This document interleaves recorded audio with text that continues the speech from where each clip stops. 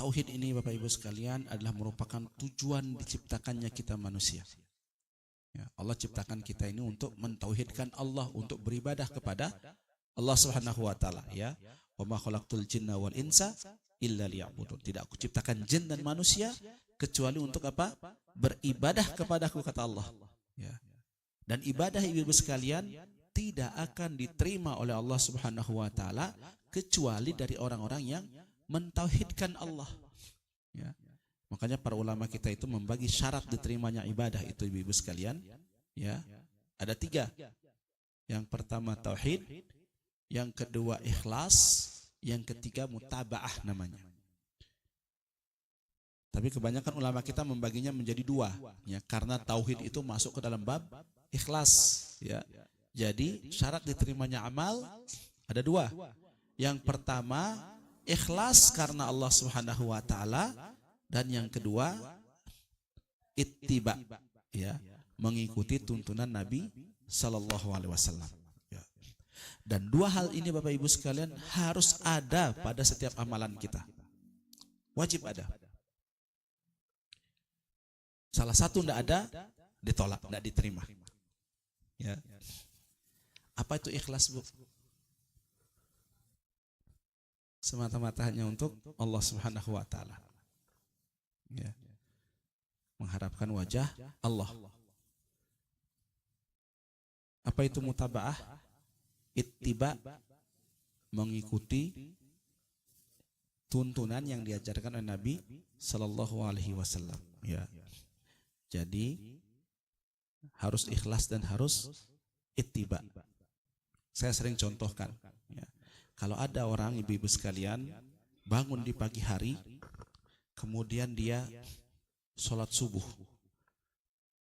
Waktu itu dia merasa, pagi ini sangat cerah, ya, begitu segar udara, saya sangat sehat, burung berkicau dengan indahnya.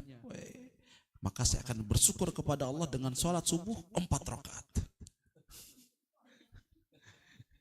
Diterima apa enggak? Enggak diterima. Kenapa?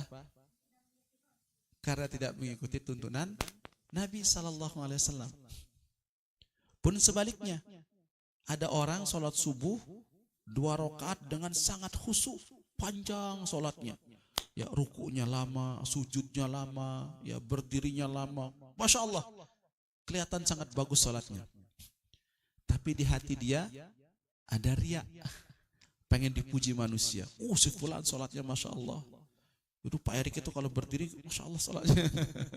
Ya, di hati dia ada riya, pengen dipuji manusia. Ya. Yang seperti ini sholatnya diterima apa enggak? Enggak diterima. Kenapa? Karena tidak ikhlas mengharapkan wajah Allah Subhanahu wa taala. Maka wajib 2 hal ini ada. Ya. Ikhlas karena Allah dan juga ittiba, mengikuti tuntunan Nabi sallallahu alaihi wasallam. Ya. Kalau mau sholat, tanya dulu bagaimana sholatnya Nabi. Ya. Bagaimana cara sholatnya Nabi? Ya. Ada yang sholat itu takbirnya Allah, putar-putar tangannya. Nabi tidak mengajarkan begitu. Ngapain mau kreasi-kreasi baru? Ya. Macam-macam lah ya, kalau mau dicontohkan banyak ya. Jadi kalau mau ziarah kubur, tanya dulu ziarah kuburnya Nabi sallallahu alaihi wasallam bagaimana. Kalau mau umroh, mau haji, tanya dulu bagaimana umrah dan hajinya Nabi sallallahu alaihi wasallam. Karena ibadah kita baru akan diterima oleh Allah ketika kita mengikuti cara yang diajarkan oleh Nabi sallallahu alaihi wasallam. Ya. Karena Nabi itu diutus oleh Allah untuk mengajarkan ibadah yang dicintai sama Allah. Ingat ya, Allah itu ingin diibadahi dengan cara yang Allah cinta, bukan dengan cara yang kita cinta. Ya, makanya ada Nabi diutus untuk mengajarkan itu kepada manusia. Ya, kalau kita bisa semena-mena sendiri bikin, ngapain diutus Nabi? Nggak perlu ada Nabi. Ya. Ya. Jadi harus ikhlas dan ittiba. Apa dalilnya ibadah harus ikhlas? Surah Al-Bayyinah, ya. Wa ma umiru illa liya'budullaha mukhlishina lahuddin hunafa. Ya. Mereka itu tidaklah diperintahkan oleh Allah Subhanahu wa taala kecuali dengan, ya, mengikhlaskan, ya, Ibadah itu harus ikhlas, ya. Harus ikhlas. Ya. Demikian juga ibadah harus mutabaah, harus mengikuti tuntunan Nabi sallallahu alaihi wasallam. Dalilnya apa? Sabda Nabi sallallahu alaihi wasallam, "Man amila amalan laisa alaihi amruna fahuwa rad." Barang siapa yang melakukan suatu amalan tidak ada keterangannya dari kami, tidak ada contohnya dari kami, tidak kami ajarkan, fahuwa rad, maka amalan tersebut tertolak, ya. Jadi ingat ya, harus ada dua ini, Bu.